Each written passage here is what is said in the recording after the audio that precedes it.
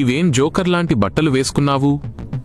మీ దేశంలో ప్రజలకు పద్ధతిగా బట్టలు వేసుకోవడం రాదా?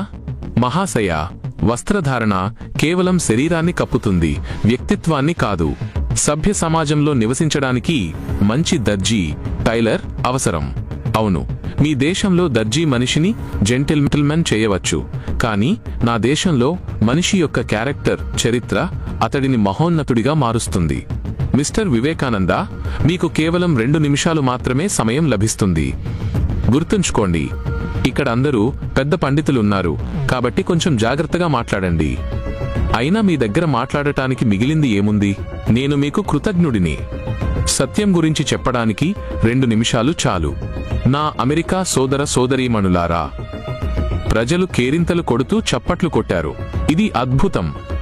కేవలం ఒక్క సంబోధనతో ఆయన అందరినీ తనవారిని చేసుకున్నారు. ప్రపంచానికి సహనం మరియు విశ్వజనీన ఆమోదాన్ని నేర్పిన దేశం నుండి వచ్చినందుకు నేను గర్విస్తున్నాను. మేము అన్ని మతాల పట్ల కేవలం సహనంతో ఉండటమే కాదు, అన్ని మతాలను సత్యరూపాలుగా అంగీకరిస్తాము. స్వామీజీ, నన్ను క్షమించండి. నేను మీ దుస్తులను చూశాను, కానీ మీ లోతును చూడలేకపోయాను. లేవండి సోదరా. గుర్తుంచుకో, దుస్తులతో గుర్తింపు కేవలం బయటికే ఉంటుంది. అసలైన గుర్తింపు ఆలోచనల పరిమళం ద్వారానే లభిస్తుంది.